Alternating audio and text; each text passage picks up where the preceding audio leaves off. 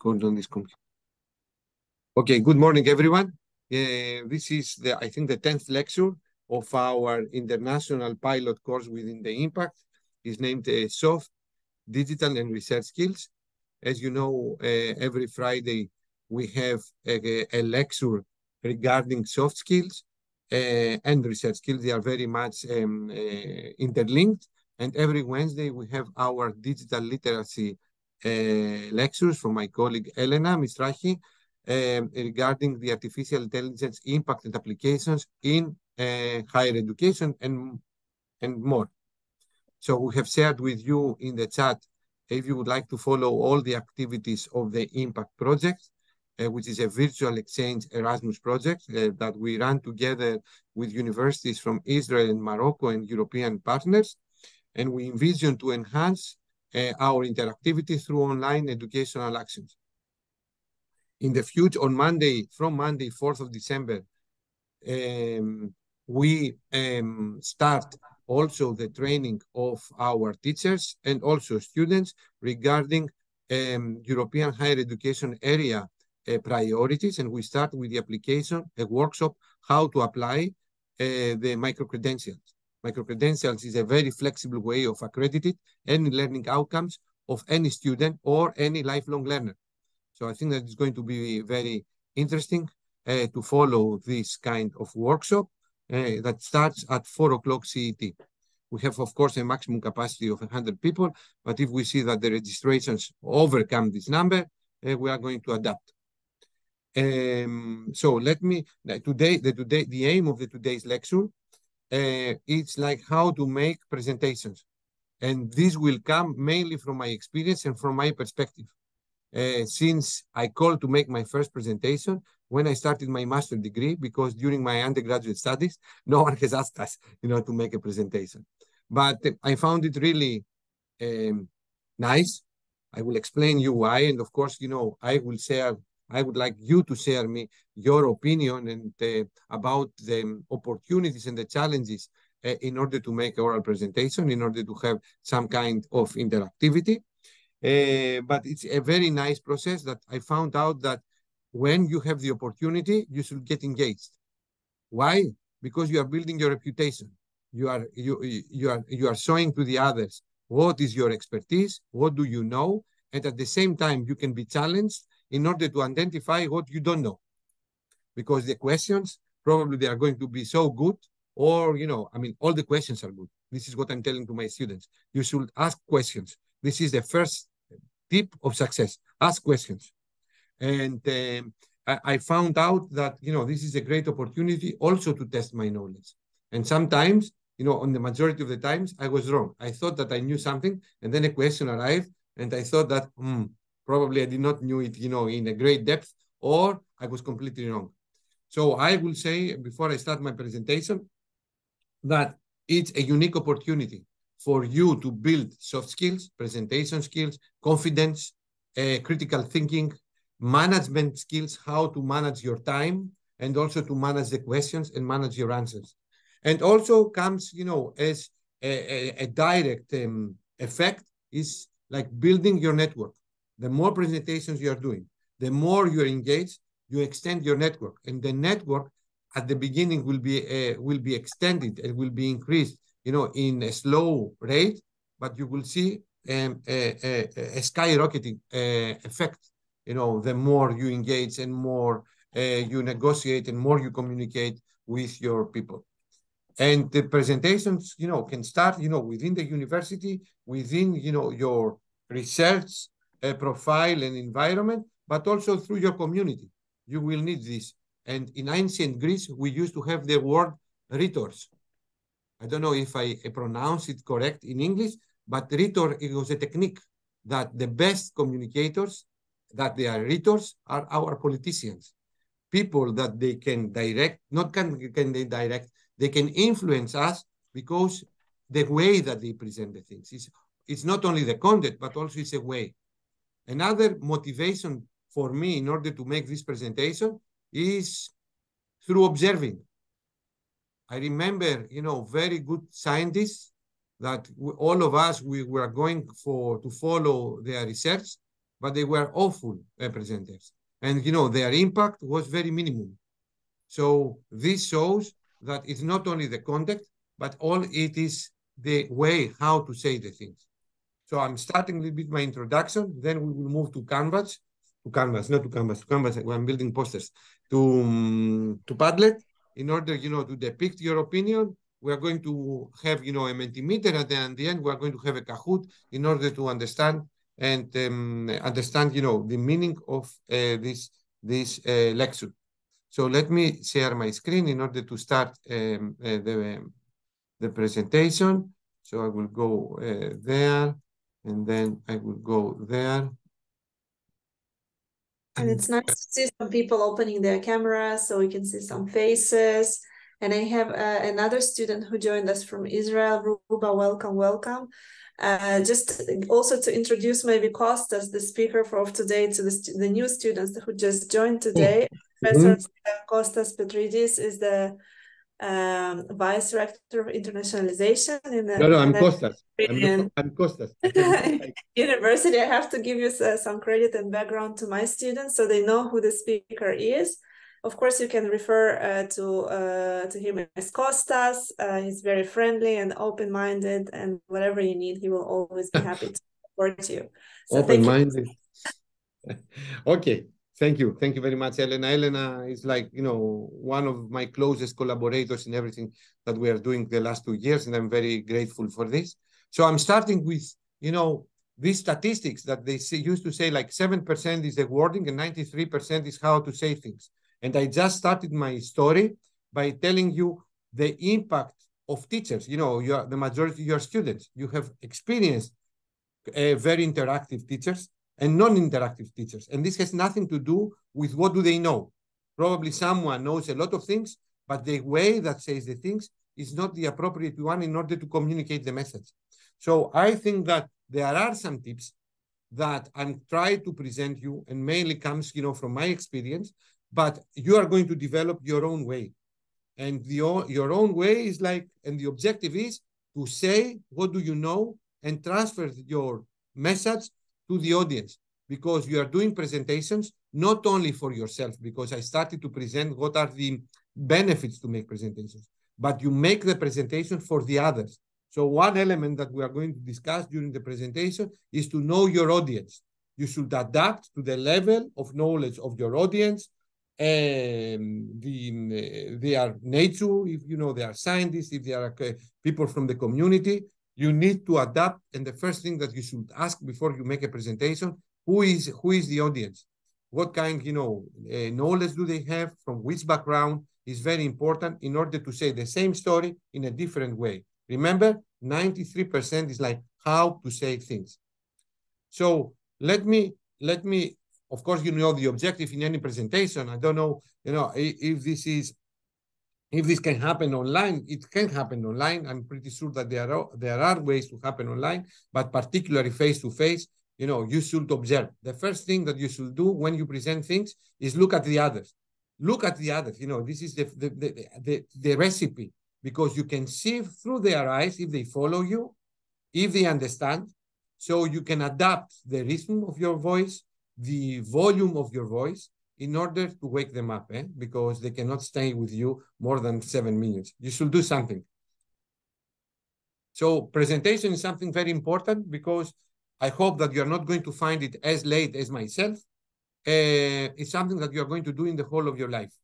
You're going to be called as a professional, as a student, as a teacher, an academic, to do it every day.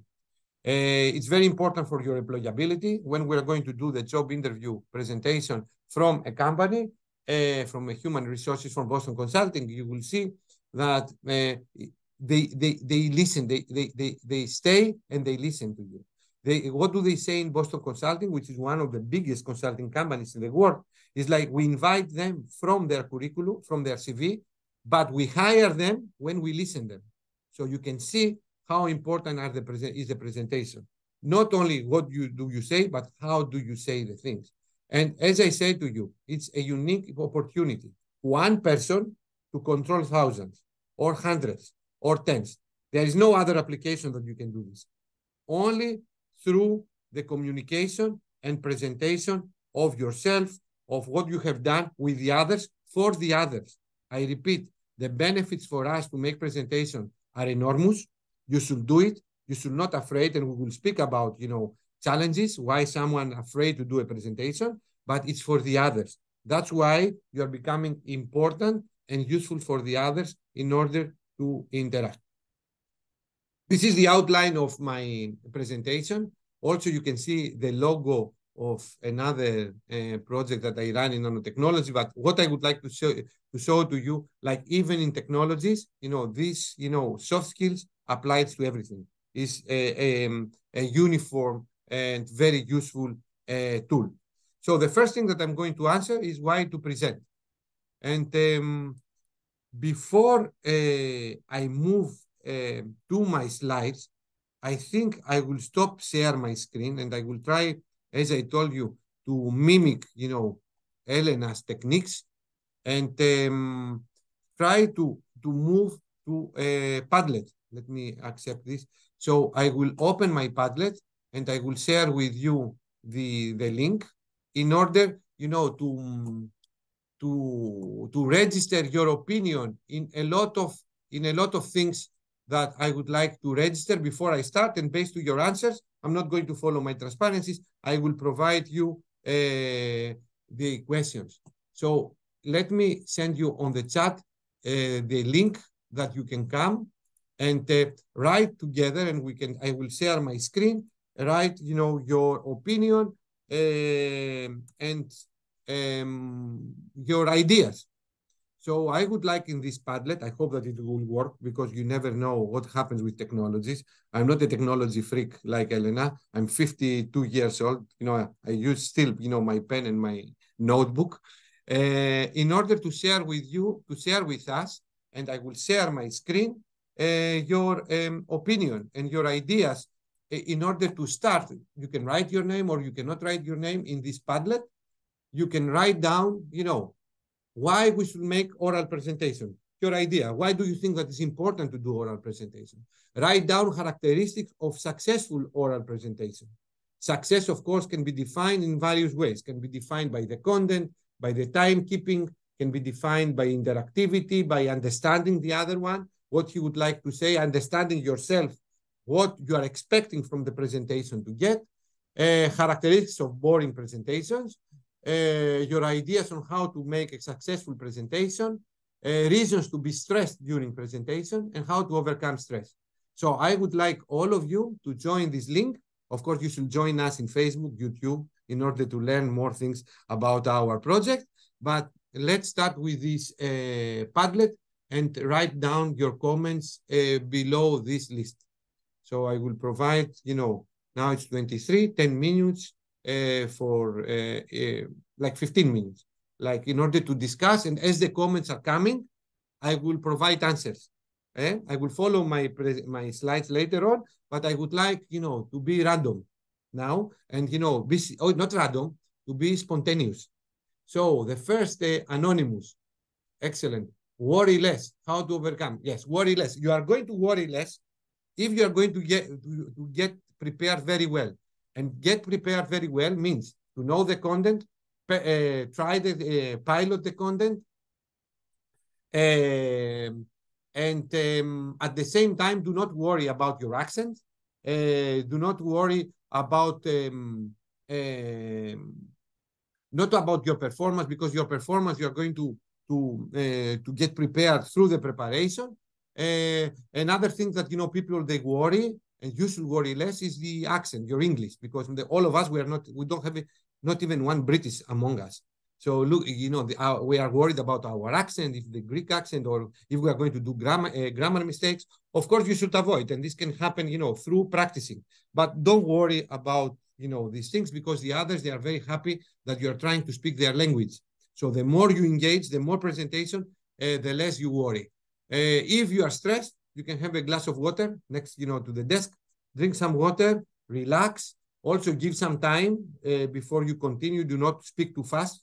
Not like me, I mean, in order also to rehearse and regroup your thoughts. So if I start, write down why we should make presentation, gives more personal connection, correct? The tone can make completely different. The tone is very important. Why the tone is very important? Because as I told you, when you start a presentation, you look at the others. The maximum angle that you should have between the audience and yourself is 45 degrees. If you increase this angle, you are losing the contact with the audience. Ideally, you look the audience. The transparencies are just for reminding and also to build a coherent presentation because you have also time restrictions. Look at the others, and the tone will help you in two things. First of all, to wake up the sleepers, also to wake up yourself sometimes. Secondly, is like to overtone and emphasize the important things of your presentation.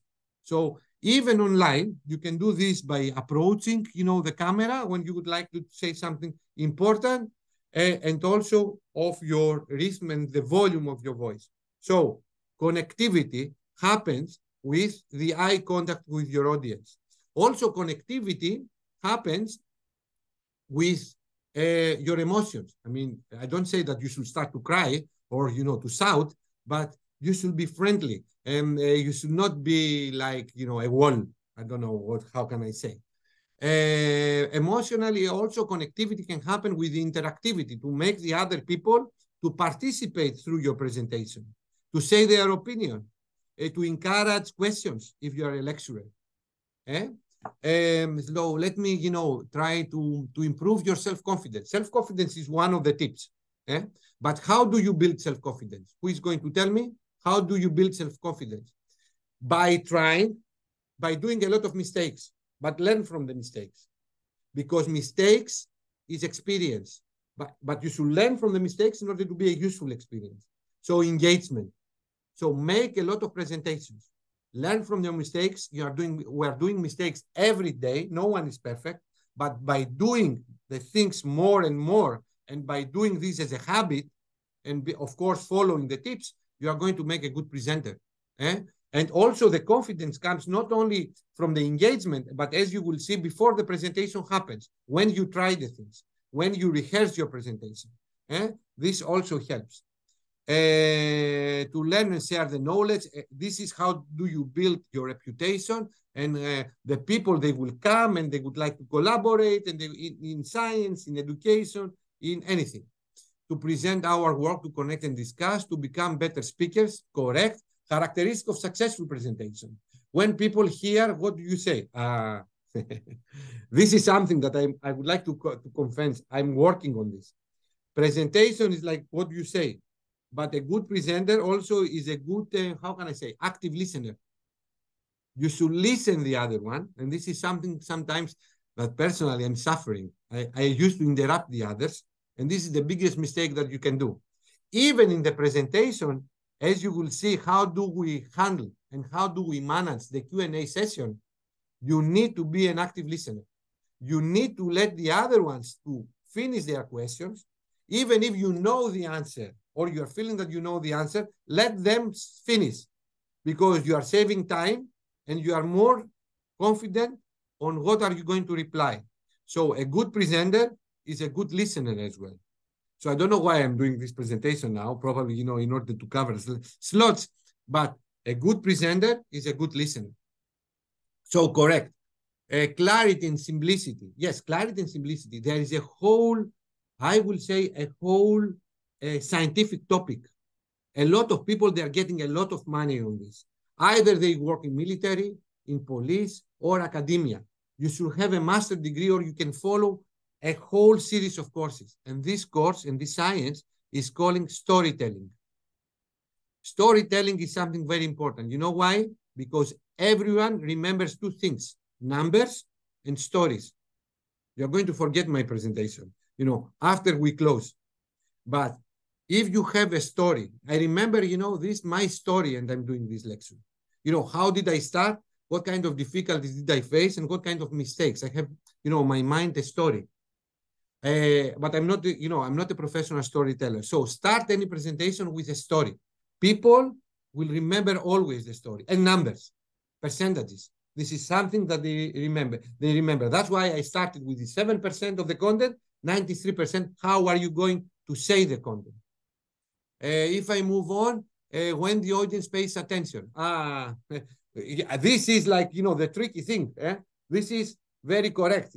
You should, it takes a lot of effort to make presentation. It takes a lot of effort to do a lecture. If you are feeling exhausted after a lecture, I will say you have done good work, because you connect emotionally, also you observe, and you try to do personalized education within the class, because you observe with the eyes, if they understand, if they pay attention, and it's your responsibility. You are like a true, how do they call it?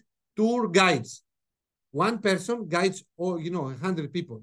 So you direct your attention to these people and you try to engage them. Energy, simplicity. Don't say parasitic words. I will say, don't say acronyms. You will see in the presentation later on. Don't use acronyms before you explain it. Impact is an acronym, but it means Inter-Mediterranean Partnership. I don't remember, you know, by itself. Probably, you know, Elena will help me. What does it mean?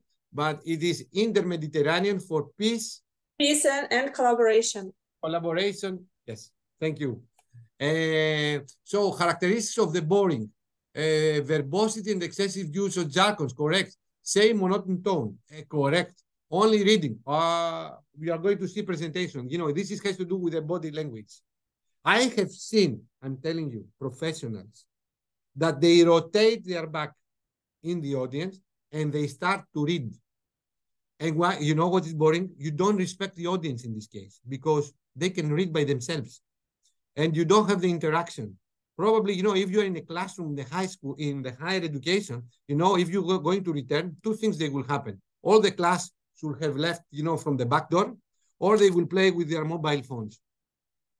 I have been in a lecture room that the lecturer was reading, sitting on the desk.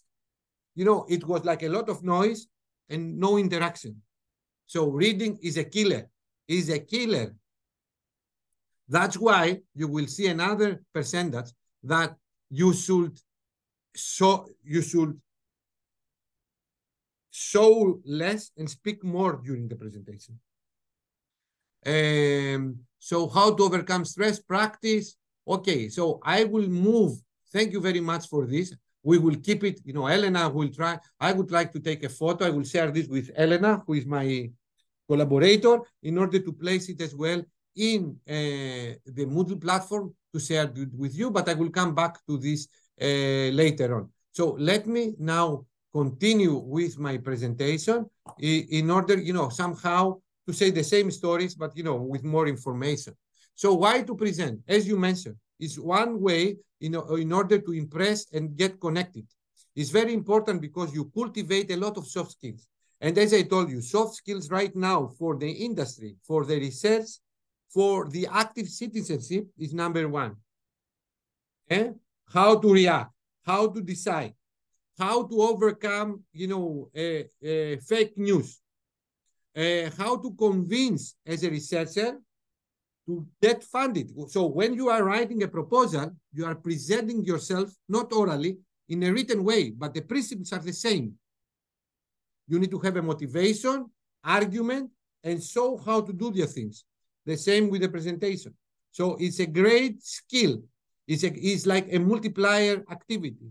You are building your reputation, and the best ways in order to show if you are shy, overcome your shyness. Because you are, how can I say, you suicide yourself. Engage. No one is going to say, everyone will be happy if you are going to try to share with them whatever you know. Right? The best way in order, in my opinion, to check, you know, the best presentations and how presentations should be made are TED Talks. You know, the people, of course, they combine technologies and, you know, they can see in 300, in 80, you know, in a very wide angle, you know, what they would like to say, but they speak from their heart and from their emotion and because of their expertise. Because speech is a power. And as I told you, it's a power because you can direct and influence and motivate a lot of people. And as academics, this is our main target, to motivate young talents to continue and improve what we are doing. These are the innovators. This is an example why we should make presentations for the others. You should apply this to everyone. And, you know, And we are very proud in Greece because we have a very, how can I say, rich, how can I say, story. And, we have people like Aristotle and Plato that gave this word, rhetors. And if you see, a lot of politicians are rhetors, but also a lot of innovators and a lot of people that they have transformed the education in our societies. Also, they have this talent, to say things, in appropriate way. You are going to be called in order to make 3 types of presentations in your life. Of course, I'm going to be focused more on the academic type of presentations, but I would say the only thing that varies these 3 types is the time duration. So you have the elevator pitch that you should convince someone within 1 or 2 minutes. In HMU, we are going to introduce, I don't know if you have it in your university, a new initiative. Tell us about yourself or tell us about your PhD within 180 seconds. This is a type of pitch communication. Within a very strict period of time, you should have your motivation, you should have the data in order to convince someone else about what are you doing in order to provide support, funds, or even to hire you. These are called, that's why it's called pitch elevator. It takes, very, how can I say, a few moments. We will play a game later on. Pitch presentations, let's say, another type is if you have, let's say, 10 minutes or a quarter within a conference. So you should say your story, your experiment, what you have done, what are your data, why these data are on agreement with the theory, and then, to have the Q&A session. This can happen within 10 to 15 minutes. And then we have the full presentations like these ones, or like these ones that you follow or you deliver as a student or as a teacher, in the classroom. So what are the contents that you should start, your full presentation? First of all, be old-fashioned. This is my only way to say, but this is my opinion. Use your paper, and before you start to prepare, write your story. Do a brainstorming using an AO kind, of paper. This is the outline of your ideas. And then you're going to place them in a sequence in order to be more coherent and follow a logic. But you need to have a story to say, and this story will create your outline, what you have to say. The first thing that should be very clear in order to build your confidence from the very beginning is what you would like to say, and also ask yourself why the others, they should pay attention to you. Why I should listen to this guy. This should be your question before you start your presentation, because this is your motivation. And the motivation, in order to be very well backed up, it should be what is the problem and what you have done in order to solve the problem. In my case, for this particular presentation, is like I have seen a lot of problems within the academia, within the research, that the majority of the people, even though that they have a very deep knowledge, they don't know how to present. And at the same time, I have seen very successful people that they don't know a lot of things. They are bullshitters, but they are successful because it's how to say the things. And bullshitting in grant writing or even in politicians, in the majority, no, I don't want to be, very, how can I say, not so democratic and place everyone in the same, but we have this experience. Bullshitters can be very successful people in science, in politics, as a businessman, because they say the things the way that they should say the things, the way that the others, they should listen. And a presentation is an active thing. The same story should be told in a different way depending on your audience. So it takes a lot of effort and takes a lot of intelligence in order to do it. What are your proposed solutions in the problem? Don't say problems only. I have heard a lot of people, I don't like this. Oh, this is not so good. How do I react? Because of my character, probably. But how do I react? I don't listen to them. I'm starting to listen when they tell me, I don't like this, but this is my proposal. Then I start to listen, and then I will agree. if I start to say people, oh, this is not so good. This is a mistake. Or you need to propose solutions, actions. This is the problem, and this is the actions that I'm proposing. It's like everyone has ideas. You know this? Everyone has an ideas. But the problem is who is doing the ideas. And this is what you should help the others in order to do and materialize the ideas. So also, in order to give a credential on what you present, the future developments. So the problem, solutions, and about the topic that you present, what is the future perspective? Why? Because then the people will make you a reference. They will come to you as an expert. And also answers the question why to listen to you. Because probably they know about the problems, they will hear your solutions, but also they will hear you what is the perspective for other young people to follow your work and continue your work. And if the people continue your work, what they are going to do, they are going to reference you in citations or through collaborations. So whenever you present things, don't stay only. Some people, they don't even start the motivation, but start. What is the problem? What you have contributed? How your results are credible? Whatever it is this. And what is the perspective? How this thing can continue? How this thing can impact, the other people. And then, of course, you should make a summary, like conclusions. So now if we go to analyze, a little bit more the ingredients of a presentation, I think that before you start the outline, you should think, these three things. The content, how are you going to say this content, and the design.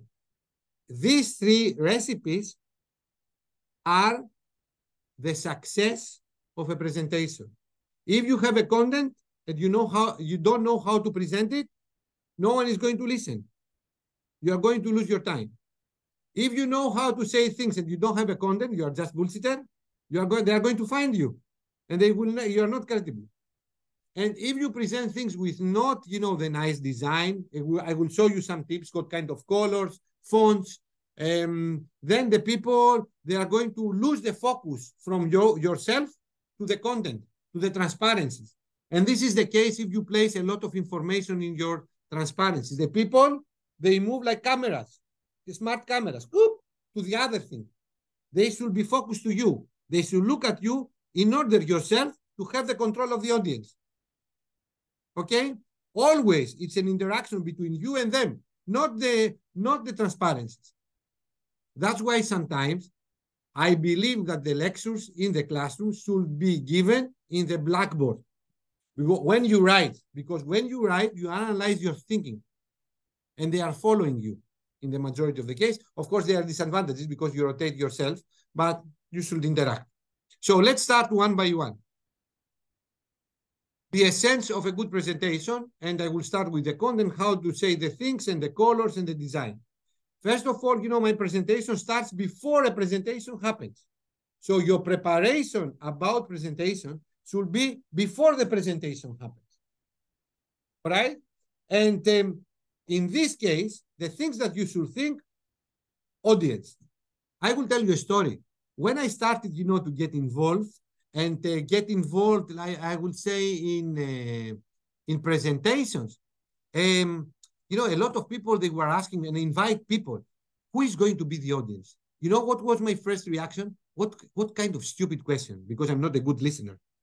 What kind of stupid question? Then I realized, why do they ask them? Because it's like, depending on the audience, if they are academics, administrators, students, undergraduate, postgraduate, PhD, businessmen, this defines the content, also the time. You cannot keep a businessman, for 45 minutes to talk to him. Time is money. That's why we have the pitch elevator presentation. Okay, so identify the audience. If you are going to be called in order to make a presentation, and by the way, Ellen, I will go to Leon for the presentation. I just booked, the ticket. You should know how to present the things. You should know the jargon. You should know the level, not only the level of your final conclusion, but also the introductory level, how to start this presentation. You should, why are you talking? And here is like, what did we say before? What is the problem? What you have done? And how, this problem can be, or byproducts of this problem of your work can be processed. Outline your talk. So the people outline your talk. Why outline the talk? You should have as I will show you how to present the slides, you should place, some sub-chapters.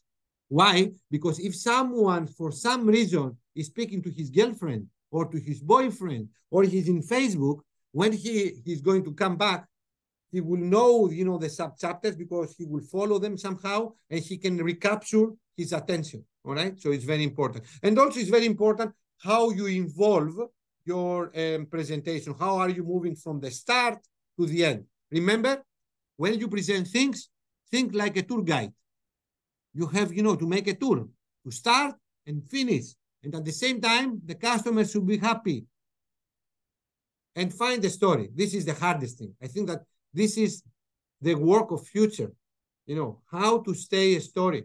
And I think, Elena, as a part of Impact, we should find people to train us, as an academics, as a students, as a professional, how to stay storytelling. Yeah. Can I add something? This is one of the main thing that I teach my students. I also teach giving presentations in all of my courses. I teach English very often, but it's part of my business course, English. It's part of my academic English advanced course. So students give presentations and I teach them how to do that.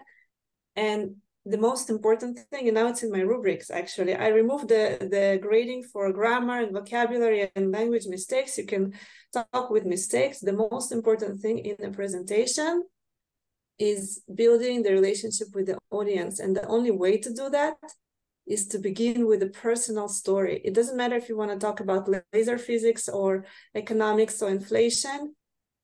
The audience needs to find the reason to listen to you. So if you begin with telling about, not just telling about yourself, my name is blah, blah, blah, and I study this is not interesting. You have to actually tell your story. And what my students, the most successful presentations always included some kind of personal pictures, some kind of personal story, some kind of even a story of a grandmother that happened this and that to her. And then the message is given to whatever business, setting or whatever they want to talk about. So the personal story must be in every presentation. This is something I truly believe in, and this is not so obvious. So once you crack this little trick, and it's not so difficult, you really have to think. Yeah, Costa says it's difficult. It is difficult, but once you figure it out, once you find that story, because our life is a big story. We have a lot of stories every day. So storytelling is a big, big one for presentations. Once you begin your presentation with a story, it will be successful. Mm-hmm. I will say, however, as a physicist, that, it's not the only way, because in physics, we don't have, due to the quantum mechanics, you cannot have 100% one result. It's very essential. Antonio, the floor is yours. Let me also charge my computer. Antonio, the floor is yours. Good morning. I am Anthony from Lublin. Anthony, please. Nice meeting you. Thank you. My question is about when you want to introduce something or you want to give a short story, how long should be your story in a presentation? Because some people call it set induction. How long should your set induction in any speech be so that it doesn't distract the audience or something? Thank you.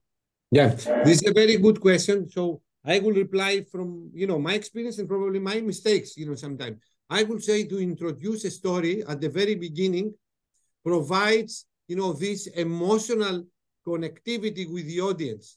It also affects the speaker, because you start to present things from your experiences, from your mistakes, and, the whole thing that you present, it becomes more yours. How can I say? And the others. It's not something that you present because you present. I have seen presenters because they make presentation in order to make a presentation. You can see that, this, how can I say, this emotional thing is not there. So you say a story, let's say, I will say at the very beginning, this is what I will say. But, for example, let's say a minute, in order to, like an ice breaking, in order to explain why are you doing this presentation. And then Antonio, the story remains to the presenter's, mind, because this affects, the way that you present the things. So probably, I will say 1 minute at the beginning, but then, this story shapes, your presentation and the way that you present the things, during the whole duration. Elena, you would like to say something? No? No, I agree. This really depends. It could be just one interesting short fact that you just you ignite. Yeah, you said emotion. It's the energy. Once you draw the attention from the audience, once you ignite them with something interesting, surprising, or challenging, or something they find a reason to actually listen to you.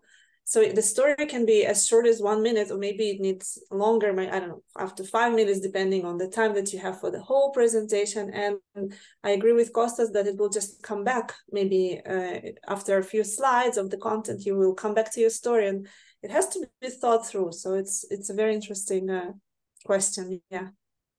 And, in order to, and then give the floor to my friend Pavlos, a colleague also from Kaust in Saudi Arabia. Antonio, then it's up to you. It's not a recipe. Like, it's what fits to your personality as well. But it's a good tip, in order to start with the story. Pavlos? And please introduce yourself, because it's nice. Yeah, hi. Good morning also from me, from Saudi Arabia. I like this presentation. It's really improving also me. And because I haven't done a lot of presentation in my life, so I think that listen to you, you have done thousands, it's really important. So what I have seen from the presentations I have been in the audience is that I like when presenters are elevating their voice. When there is something that is new for me, like I'm a material scientist, and when there are some graduate seminars that are in different fields. So if there is something that I hear for the first time, if the presenter is elevating his voice or her voice in something, it can make you understand, so that please keep attention on that. It's something important, or it's the most important thing in this transparency. So I think that if you want to keep the attention in the audience, it would be good to elevate your voice sometimes, not to make them be quiet, but to keep their attention. Thank you, Pavlos. This is a very good point. And as I said at the beginning, we started with this, and someone wrote it in the Padlet, is the rhythm and the pace as well. So when you would like to highlight something in oral presentation, it's exactly what you say. You elevate your voice, your tone. It's like you are highlighting something when you are reading something in the paper. There are some important things that the people, they should pay attention for various reasons. When you're doing a lecture for the exams as well, for the students. So even the students, they should pay attention to the point that you highlight. Or even in a conference, the attendees, they should pay attention on something that the presenter highlights. All right? So also it's a trick from the presenter point of view to highlight to the points that probably you would like to be asked later on in the Q&A session. All right? So there is like various applications of this very important comment that Pablo mentioned. Elena, the floor is yours. Yeah, I want to also when you ask questions, please lower your hand. Otherwise, I'm confused. Yeah, I want to also address the rise of the tone. And actually, once you practice and start presenting, making presentations yourself, it's very important not to only raise your tone, but play with your voice in general. Sometimes it's the pace, sometimes it's just pauses, and it's okay not like to stop and give the audience like a minute to think or something like that. Sometimes it's even speaking like in a quiet voice. It also draws students' attention and the audience attention. This is what I do sometimes in a classroom where students are just noisy, and I just start speaking quietly. So they have to shut up and listen, right? So there are many different techniques. It's actually playing with your voice, and it's actually, finding this finding out how you should speak, not monotonously. So monotonous speaker would be very, very hard to follow, right? You can fall asleep even with the most amazing content. So in this, you know, up and down and quiet and loud, it's very important to incorporate everything in one speech. So I think it's also like a piece of advice. Yeah, I mean, listening now all these comments, I think that also it's like a lecture by itself. How to use your voice in order to attract the attention of the others. And this is a very good idea that you provided us. Please, Elena and Samia wrote it down. Probably we can organize a workshop about this. This is something very nice. And this is how, you know, all the attendees they should do, you know, yeah. All of us, we are lecturers at the same time. This will be, you know, one, you know, of the successes. Probably it's going to be a future, let's say, approach on how to teach, you know, everyone in the classroom to be a teacher and a student at the same time. So let's move on to the next slide, because also we have the slides. So let's see the computer if it will collaborate.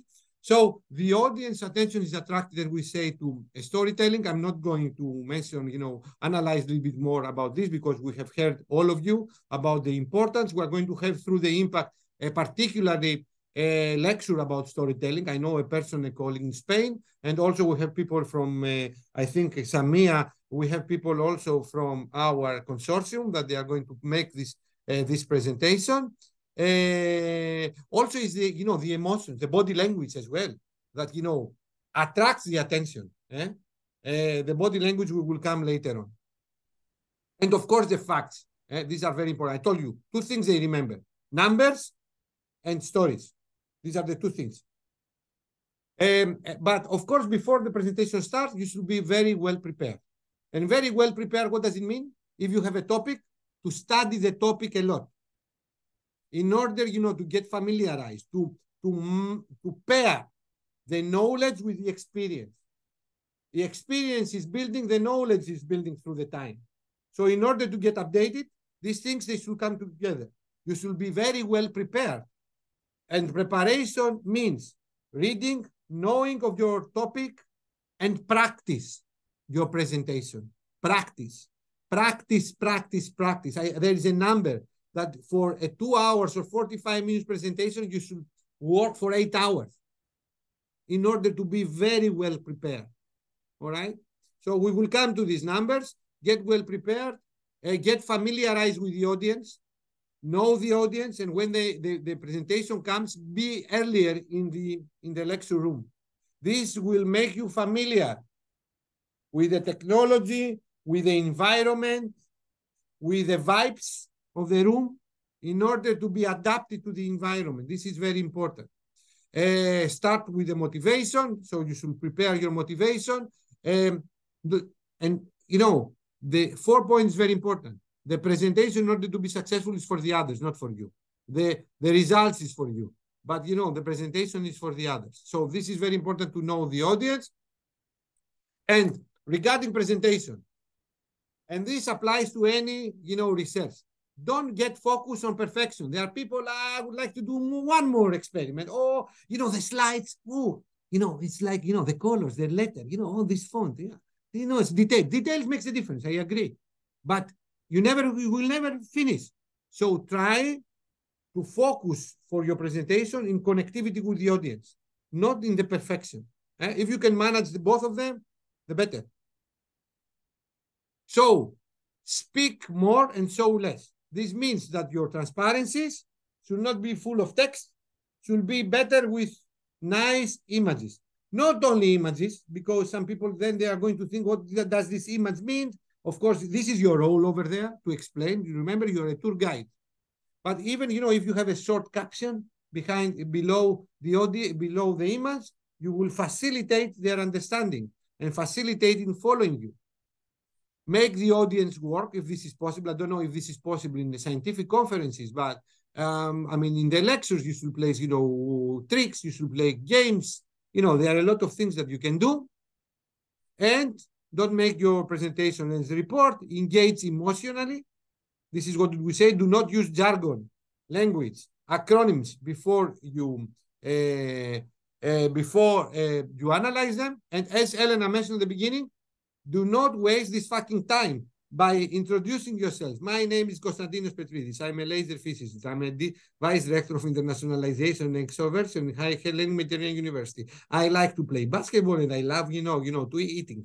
Who cares about this? In the front page of your presentation, you will say your affiliation. You should not repeat yourself because you don't have, a lot of time, especially if you are in scientific conferences or whatever you are. I will go to the chat later on, but probably, Elena also can address, or Samia, in order to interrupt and answer. Respect the time. And I'm saying this, respect the time, particularly for the Q&A session. So if you have 15 minutes and 5 minutes for the questioning, don't fuck it up. Don't, speak for 30 minutes. First of all, the people, they have other things to do. Secondly, you don't give the time, the step to answer, to question and understand. So this is very important. And remember, you are doing presentation for the others. So you should respect the slots. You should respect, the time for the others to interact with you. If you are not going to do this, two things happen. You are not well prepared because you have 3 minutes and you speak for 10. This shows not respect to you, not respect to the others, not respect to the organizers. Or you are not, you don't know your topic very well, so you are not in the point and you would like to hide. You would like to avoid the Q&A sessions. So be strict with the time. And be strict with the time means preparation. Prepare. When you start something for a quarter, you have prepared things, I'm telling you, for 25 minutes. You are doing the trial, 25 minutes. Fuck up. You know what I'm going to do. Reduce, rearrange, take out some messages. You have to respect your time. So let's move. Regarding now the PowerPoint that I'm going to move, which is like how to design. The template is very important. It's the design part. So you have the content, motivation, solutions, future perspective. You have the how are you going to say the things, which means the body language. How do you stand? We will come later on this. Now we come how the design. Usually the people that are using the PowerPoint, this is the most popular one, or it's the only one that I know myself. Of course, probably there are other more interactive templates. I think Samia or Elena, in some of our interactivities, they share, such a source. PowerPoint, however, has been designed by experts. PowerPoint has been designed and provide templates that, they are appropriate for the relevant events. So, Manos, thank you. So, use the templates they provide. If you would like to use your own template, use the master slide. Probably, if you don't know how to use the master slide, you can say it in the chat, and we can have through Elena's sessions or other sessions that we can introduce how to use PowerPoint. I will be very happy to do this because there are a lot of tricks that can make your presentation more interactive, more to use the appropriate logos. Do not repeat, copy, paste in each logo. Using the master slide, which is like a tool embedded in PowerPoint, is something that you should learn in order to start the preparation of your presentations and save your time. Keep the text aligned. Use only one font. And this is now the trick and the questions that the people come in. What kind of font I should use, the size? You know what is the trick? Make the presentation, go 2 meters away and try to read your presentation. If you can read it, you are in a good path. If you are going to do this, you need, you need help. So a rule of thumb, never use fonts smaller than 18. What kind of type? Calibri Times New Roman? I have no idea. I have no answer on this. From the bibliography, there are fonts that they use, like they say, like Calibri right now. But it's up to you. But use a constant font. When are you going to highlight something? When you are going to use italics is what Pavlos has mentioned before. This shows, or reminds to the speaker and the presenter, but also informs the audience that something important is there. If you bold it. If you make it italic, probably it's the reference. or something that the other people they have said. So there are some rule of thumbs. Bold to highlight something very important, italics to introduce references or what some other people they have said. Convert a presentation to a PDF. Why this should happen? Why you should convert your presentation? Always you should have two versions, the PowerPoint and the PDF. Why? Someone? Not in the chat. Speak. This is, you practice your presentation skills now. Speak. Don't be shy. This is the first thing. Don't be shy. I have a church next to me. Process for copyright purposes, or also to back up yourself in case the PowerPoint does not work or is not compatible with the fonts, etc., etc. Thank you very much, George. George Fuskitakis is a professor in my department, and you know exactly what George has mentioned. First of all, copyright. Second, I was not going to say first the copyright, but you know George is right. First, copyright. Second is like if you know the PowerPoint version in the place that you are going to make the presentation is not compatible with the PowerPoint that you have prepared the presentation, probably some of the animation, some of the videos will not play. So you should, PDF is a safe house. It will play everywhere. All right? It has happened to me in the past when I have invited a very famous Imperial College professor in some of the summer schools that we organize in Crete. And she brought, you know, the PowerPoint. She started to shout, wow, you know, my presentation, you know, because the animation was not played. It was not my mistake. At the beginning, I did not know what she was talking about. It was her mistake. Or she should ask me before, what kind of PowerPoint version do you have? You have a communication with the organizers. You should ask these things. But the safe house, as George has mentioned, is the PDF. Edit the master slide also enables you to control the change, and you should not repeat yourself. This is something very important. And now if we move how to prepare the presentation, I will say that, you know, when you are building your outline, you should make a roadmap slide. And the roadmap slide follows the outline. Do not overload your slide. Do not say a lot of things, but present things. Prefer figures than text. But here, there is a very important topic. And you should spend a lot of time regarding figures. I don't know if you have this common say. I'm going to translate this from Greek to English. The Chinese used to say 1 image, 1,000 words. But in order an image, a figure, to say this 1,000 words, your image should be perfect. If you would like to spend money, time, spend this money to figures, because you are engineers here in the majority, I suspect. What are you doing? You are opening a manual. Are you reading the manual? Fuck up. No. What are you doing? You are looking, the figures in order to understand. If you understand the figures, then you are reading the rest of the manual. When you are writing a paper, the first thing that the people they are doing is the abstract and the figures. If they like the abstract, they go to the figures. If they like the figures and they can understand the story, they read the rest of the paper. So the figures should be clear, very good resolution, with units, with a meaning, in order to be able to understand and continue your story. So prefer figures than text. The other one is like, remember that you are using your slides as a reminder. It's not that you are going to rotate yourself and read the slides. A lot of things that what we have seen, because we have not trained them, or because we are not trained, if you follow students, they are doing the following mistake. A lot of bulleting, like here one, it's like a machine gun now, my presentation. But it's not your copy parts of your thesis and place them there. It's like you summarize your thesis. You highlight the very important things. You highlight your work. So this is like what you should do. And also the time. A lot of people say, how many slides? Remember how many time do you have in order to make a presentation? And this is a rule of thumb.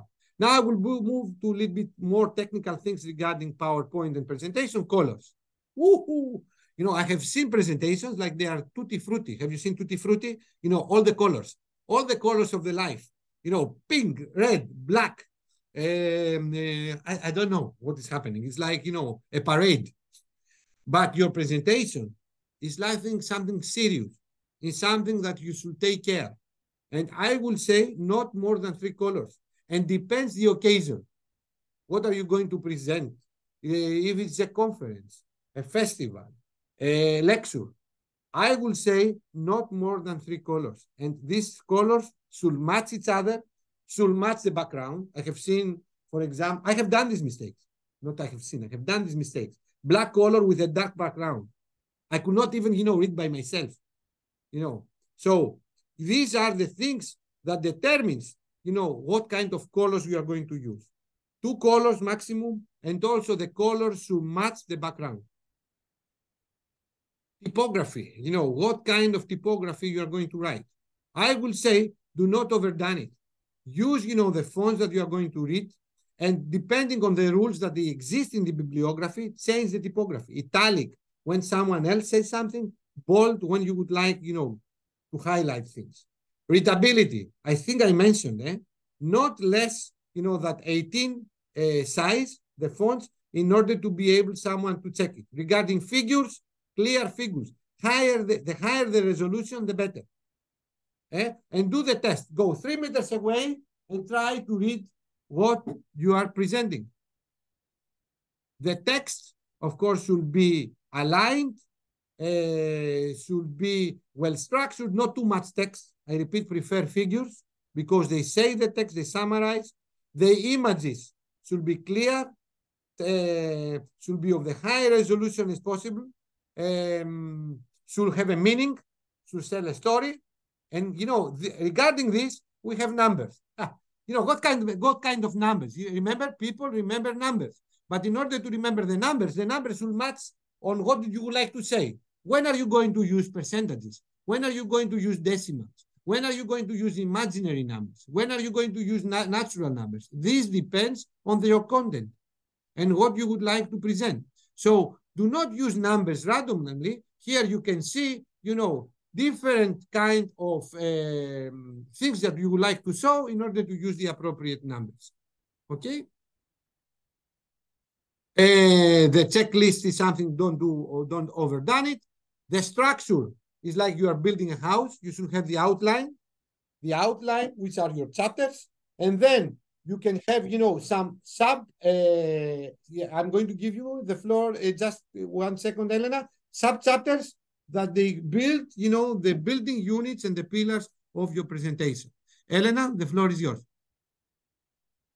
I just wanted to maybe show you an example of a student presentation that has a structure and outline, because we mentioned it already many, many times. And I know that until a person actually sees an example of what is the roadmap, what is that outline? Is that the first slide that they say, okay, I'm going to do the introduction, I'm going to tell you about this, and then we will finish like this. This is also a kind of outline, but this is not ideal. So I actually teach my students that their actual roadmap needs to be always visible somehow on all of their slides. And this summer I had a student in Western Galilee College in my business course who actually delivered like a perfect outline. So I want to show, like, not a perfect, but a very simple way to show you what it means. Just 1 moment. You can share your screen, Elena. I know yeah. exactly. So yes, I can show you what it means. It's like, you see, he has this menu on the side, and he goes from because we cannot see. Let me stop share, and you can share. Exactly. Yes. Okay, so he created a slide with a master outline, and it just goes on and on through all of the slides. So the students can always see the whole road from the beginning to the end. And from slide to slide, he goes on from different topics.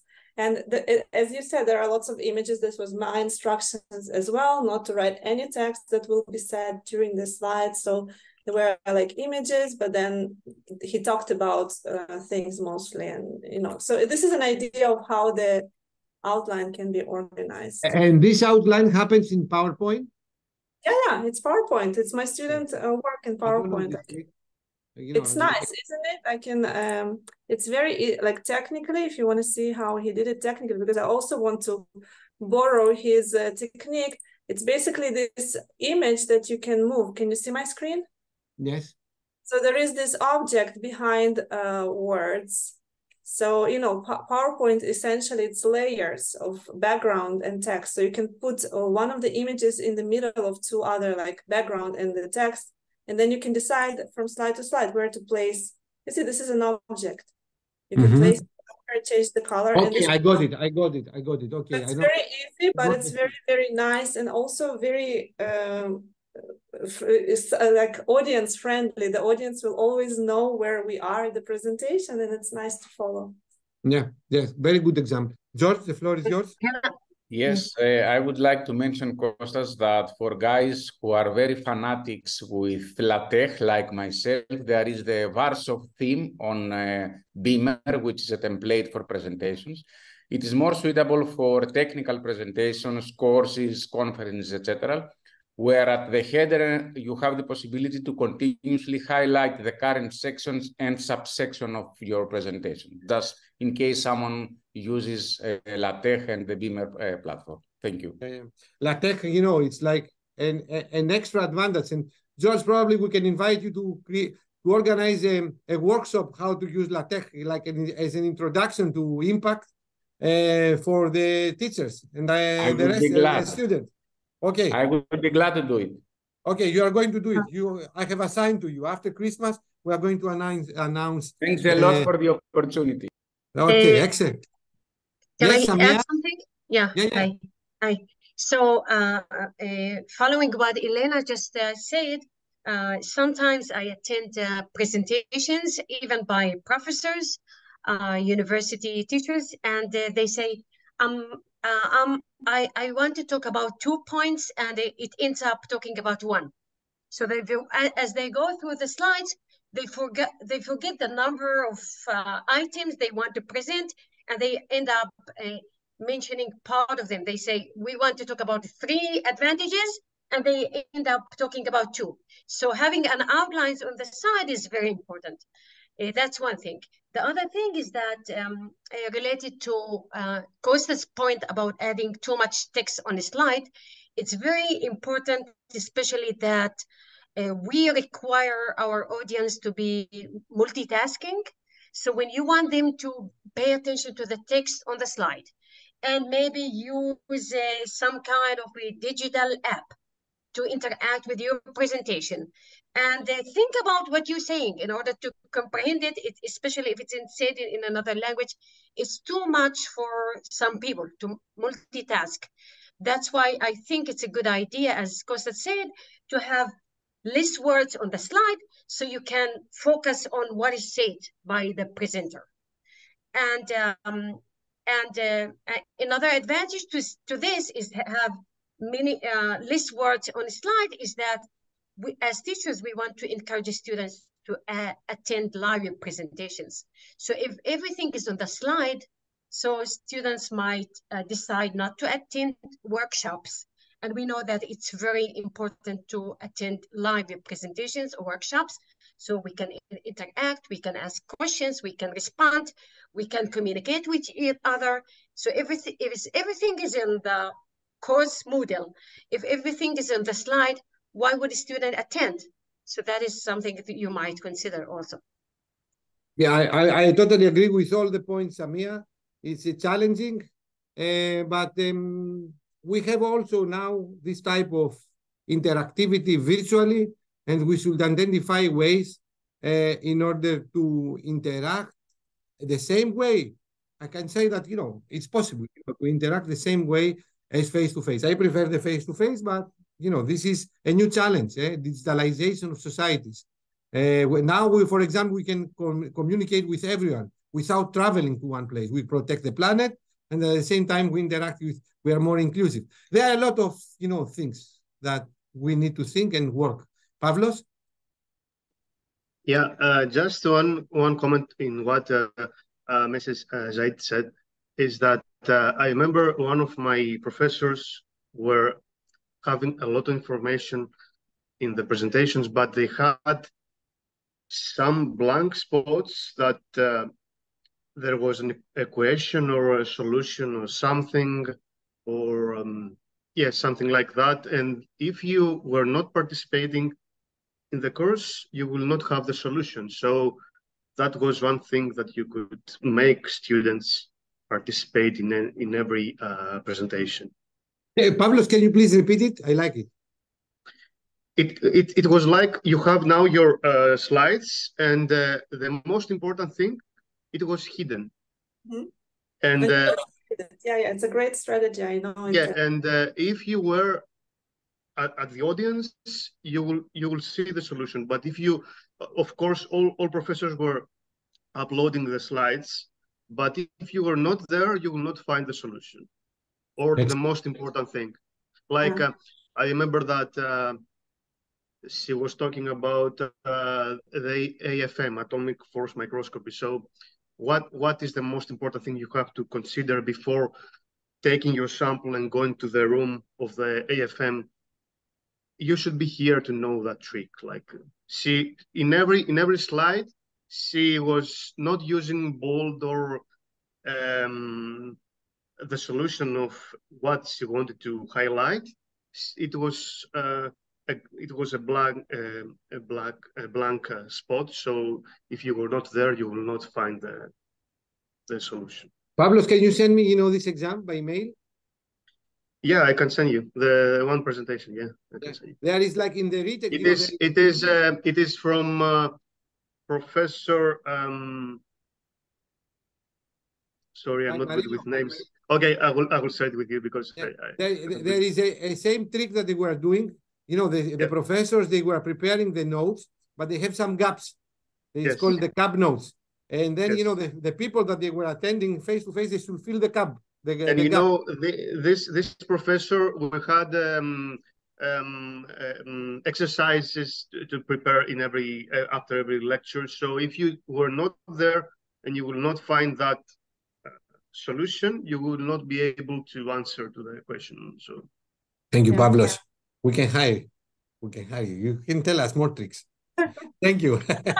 It's a great idea. I also know that it could be a strategy. Some lecturers actually also in Israel don't upload their PowerPoints at all. They can upload for students. So you can just copy paste, do another copy of your presentation, do another version, leave only the titles on each slide, and all the content needs to be deleted. So the students have the outline. They can download, and the instruction here actually for students is to print or download or prepare the lecture notes, the outline of the presentation for them to take notes during the lecture, during the session. Excellent. Okay, guys, we should move on because we have a mission as well. And about the structure, I think that we discuss it a lot. The structure is the content. If I would like to be more visual and what I understand and what I'm using myself, I'm using the chapters, the main things that I would like to say. I analyze the chapters to the draft, which contains the sub-chapters, and then during the trials I erase things until I will be in coherence with the time that I have and the story that I would like to say.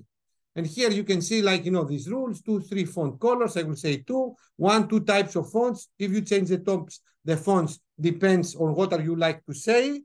So you communicate visually the change of the font. Not a lot of transitions because the people are getting tired with a lot of transition. People, things are flying, things, they are dancing. This is a little bit dizzy. It's like you are in a fighter and you're doing maneuvers. And also, we are now moving when the time we are going to make the presentation. First thing, Murphy's Law. Everything fucked up, in the last moment. Nothing will work. So this is very important. Come earlier. As we know, we discussed with Professor Fuskitakis, make, your presentation, PowerPoint, PDF. Have your presentation in a memory stick, even if you have sent it by email. Some emails, I don't know where do they go. Try it.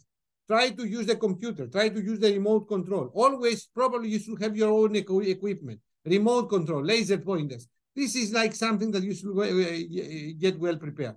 Go one day before in order to check the audio room. Very important in order to get well prepared. Know your presentation very well, and we're moving on. The first tip, trials. Trial with yourself. How many times you are talking with yourself? Make the trials by yourself. Make the trials with your boyfriend. Make your trials in front of the bathroom in the window. The body language is very important. So make a lot of trials before you present to this audience, because a lot of people, they have prepared well, and then when they expose themselves to an audience, they are panicked. Don't get panicked. It will happen, but don't get panicked. You know what are you going to do? Look a person within the audience that smiles to you. This makes you to take motivation and energy. Don't look the people that they are scratching their head, they are looking their mobile phones. Don't look at them. Look people that they are smiling. One, for sure, one is there. If you are a pretty guy or a pretty woman, a lot of people, they are going to look at you. But, take energy, from there. All right? Another thing is like, of course, you should spend time more. You should slow down. This is a mistake that, a lot of times I'm doing. How much time do I have? 10 minutes. No, stop. If you don't stop, it's like the human beings are like, even, particularly in the lectures, is like a computer. So what is happening? You are sending a message. The message is received by the sensor of the other one, should be processed in order to realize. So you need to stop. And you don't need only to stop because of the others. You need to stop for yourself. Sometimes you are forgetting what you would like to say. Sometimes you would like to conclude.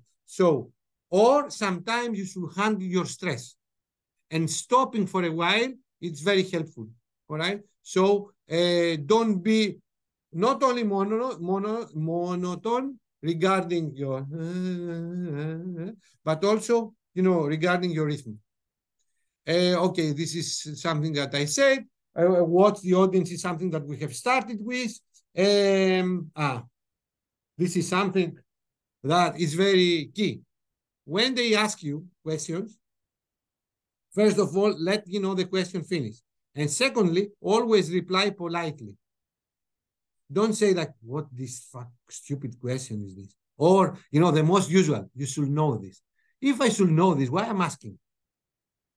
All right? So try to be polite and try, to be a tour guide. Remember? Listen the question carefully. This is something that we have said. And another trick. As I told you, the way that you make your presentation, the way that you are preparing your slides, you can direct and engineer the questions that they are going to be asked to you. Because if you highlight during your presentation the things that you would like to highlight, probably the people, they will ask something related to this. And you highlight the things that you know well. Otherwise, if you highlight the things that you don't know well, or you say things that you don't know, you are risking. Because people, they will ask for this. All right? So you can engineer the questions that they are going to be asked. Sometimes something very important, you should hide it somehow. So the people, they will ask. In this case, or before you make a presentation, before you go to the exams, prepare the possible questions that they can ask you. So that's why a lot of people, a lot of experienced presenters, they have a presentation, hiding presentation slide with possible questions. In order to be able to accommodate, because through the presentation, you are building your confidence, you are building your reputation. This means that you should be well prepared. Also for the questions is a part of your presentation. Remember, you should keep the time, and also you should be well prepared for all the sessions. So it's very good to get prepared through the way that you present, but also be prepared by writing down possible presentations. Rethink the ordering. This is something that it will happen, during the preparation. Do not overdone. Regarding animation, there is a rule of thumb, 80 to 20. And, if you use animations, use the animations during the transition from one section to another, because this is also together with this guide menu, this transition also will highlight the transition to another type of section. Use always the same transition, and also include a transparency of conclusions at the end. So now, if I will go to the actual activity, everyone is against to memorize things. But one of the challenges that you mentioned in the Padlet is the stress. And the stress can come from not experience, It can come because of the language difficulties or for any other reasons. In order to overcome this, of course, preparation is very important, but also part of the preparation is memorization. You need to memorize at least the 30, 20 seconds or a minute of your presentation. You know why? Because you are getting a listening. And this helps you to connect and build your confidence. So try to memorize. Know the guidelines of the presentation is very important. Time, Q&A session, audience is something that we have repeated. Regarding the body language, I told you, the ideal is to look at them like this, boom. You know, a lot of times in the conferences, or I can see this in the universities, they have these desks. Have you seen these desks? That you place your computer and you are behind and you can see, you know, not experienced presenters, they are like this. It's like, you know, a shield. Why do they have the shield? Because they are stressed. They would like to protect themselves from where? From the audience. So try to practice and move. Don't move like a crazy because the people, they are going to feel dizzy. But try to interact with them. Can you walk within them? Do it. Can you sit next to them? Do it. There is a very famous physicist in MIT. You can go and find him. The best physics lectures ever. It's Levin, a Dutch Jewish person that he was in MIT, you know, for years. The best lectures in physics. You know what he's doing? He's jumping up to the desk. Of course, you cannot do this in the conference. This depends on the occasion. But also in order to interact, you can walk through them. Okay? So, regarding remote presentation, of course, you should arrange your audio, your video, your camera. You should not go like this. Remember? No. Very nice, eh? Can you see me? No. Eh? You should stand in the camera, and when you would like to highlight, you can go in close to the camera, and you can use what Elena mentioned. I have to tell you a story. And then you play around. It's like a performance. I mean, what are you? An actor. All right, so let's move on now. Warm up your voice. Sometimes before you do a presentation, drink a water, you know, warm up your voice. Research the room to check out the people that they have positive attitude as well. You know, bring your friends, you know, in your presentation. These people at the beginning, together with memorization, preparation, will provide you a positive vibe in order to make the presentation. Credibility comes from your body language. You should be well-dressed. What does it mean well-dressed? Depends on the occasion, okay? But the most important, look, you know, these three pictures and tell me, what are the mistakes? What are the mistakes? You should never apply these rules because it's your language. You know how many things do we say from the body language? Remember, what did we say? 93% how to say things. It's not only when you speak, also how do you stand to the others. So what are the mistakes? What is the mistake? It's important to have eye contact with the audience. Eye contact. What is the problem with this handsome guy? He has his hand in the pocket. And what is the problem? It has pockets. That's why the trousers, they have pockets. Overconfidence. Overconfidence. Overconfidence sometimes will provoke the others that they will think that this guy is, how can I say? Arrogant. Yeah, arrogant. Exactly, Antonio. But this, you know, he does not respect the others. He thinks that he is too smart compared to the audience. I am the smart guy, and you are the stupid guys. You know, this is, you know, the body language that he reflects. So try to respect, you know, your audience, and this can happen from the body language. Or also, you know, look at this. A lot of people, they are doing like this, or they are doing this when the presentation, this. These are things that show stress. Try through your training, through your practice to overcome this. You know, the body language is like, how do we appear? We appear, we are open here, we would like to connect. If I'm like this, if I'm like this, if I'm like this, you know, this is a problem, no? You know, I'm stopping the interaction with you. I will say I don't want to interact with you. If I will sit behind the desk, you know, this is what happens. Tone and energy and timing is something that we have said. And also remember this. When you present things, you transmit information. You need, you know, this information through the way that you say the things to to be received by the others. You need to give some time to the others to understand. And this is what Elena, I think, she has mentioned, stop for yourself, stop for the others.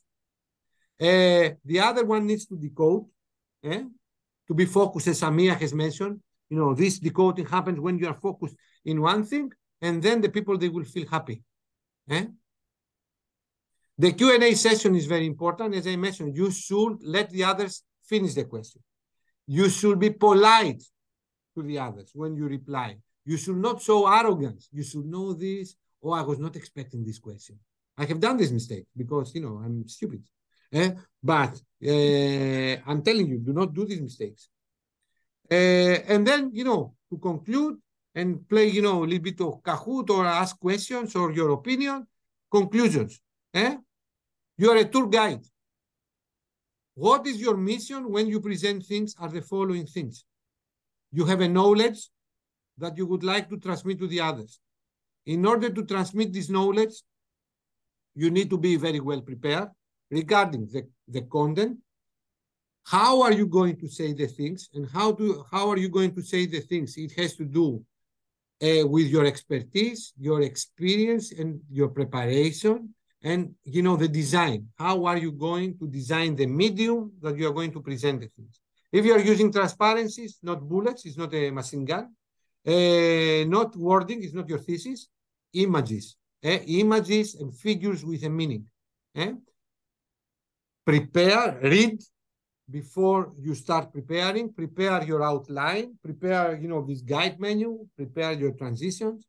Practice, and then you present. And if you are going to do this, then you have developed not only your presentation skills, your language skills, your communication, your active listening, your critical thinking, your confidence, your culture, because sometimes I think that we mentioned this, the body language and the tone, it has a cultural impact as well. If you go to the North Europe, and I'm sorry, we have people here from the North Europe, they have a different kind of pace. Probably they are very calm. In Mediterranean, we are lunatics. We are doing this. So find, something in the middle. The British probably, British, Irish are very good presenters. I don't know, or, it's like my matching experience, and then you are going to evaluate, correct, and do it again. The more you are doing these cycles, the better. Here I have included also some kind of links regarding colors, PowerPoint presentation, templates. But as I said, use the existing ones or use your own ones. So with this, I think that I should stop here. As I say to you, presentation is a unique thing. Don't, hesitate. Don't think like, oh, my English is bad. No, my English is very bad. It's like engage, practice, and then, the benefits will come very, very soon, because it's like advertisement. You have, I don't know, you have something to sell, show it. And that's it. So if we have any questions, otherwise we can go to Kahoot and play around. But this is what I have to say. So disagreements are not allowed. Agreements are allowed. No, the opposite. And we can finish here if we don't have any questions. Let me... Kostas, can I say something? Yeah, of course. Go ahead. This is like, I respect the time. We have a quarter. Yeah, I wanted to mention something based on my own experience giving presentations. Last week, I had to give a presentation somewhere with a specific audience. And I had 3 hours before, 3 hours before the presentation.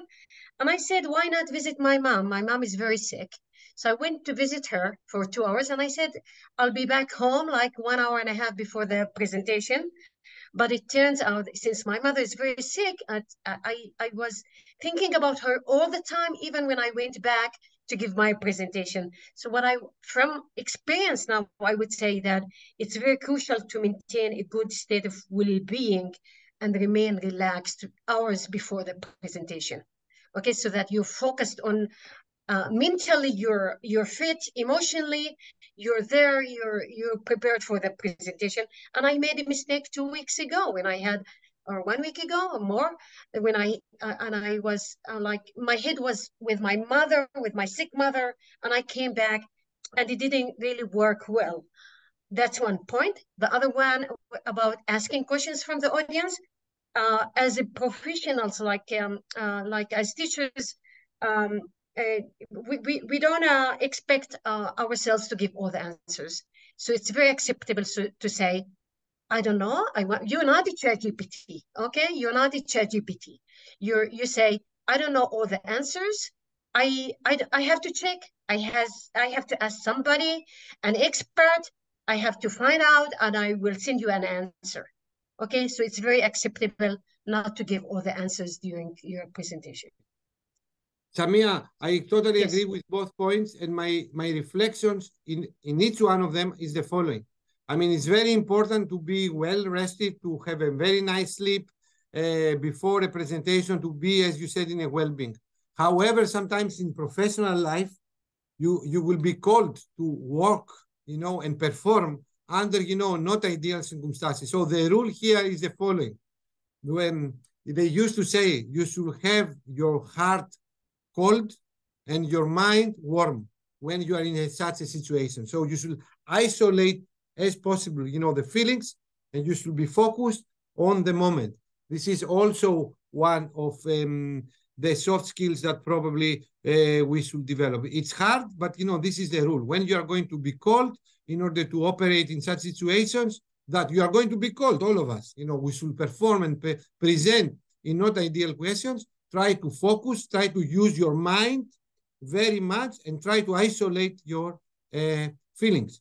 Regarding the second point about the Q&A, very important, very, very important. What Samia has mentioned, and it was my mistake that I have not mentioned this.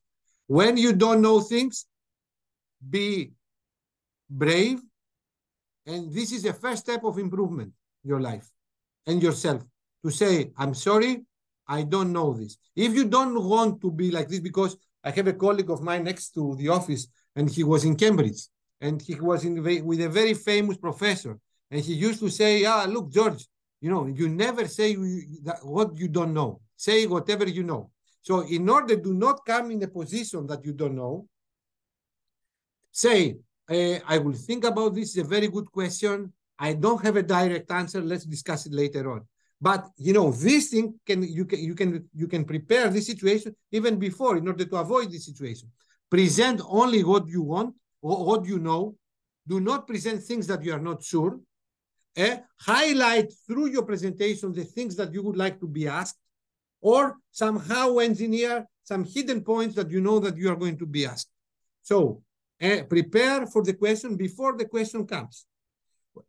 Prepare yourself to say things that you know and it's very clear to you. And when you are coming to this situation that Samia mentioned, don't start the bullshitting. Say in a polite way or in a smart way that you don't know. Probably it's not good to say that I don't know, but say, something smarter, some smart things in order to avoid the situation. Okay, so this is, thank you, Samia, for pointing down this. Never start the bullshitting, because if you start the bullshitting, the others, they know, they will make another question, then another bullshitting, and then you are destroyed. You are destroyed, I'm telling you, you are destroyed. Lenka, the floor is yours.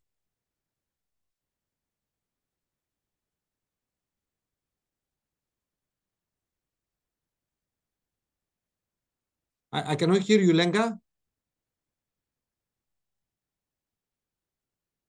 Probably you should check the audio source. I can see that you have been connected. Now you are muted.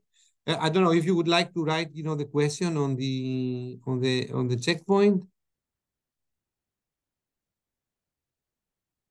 Can you try now to switch on your mic again?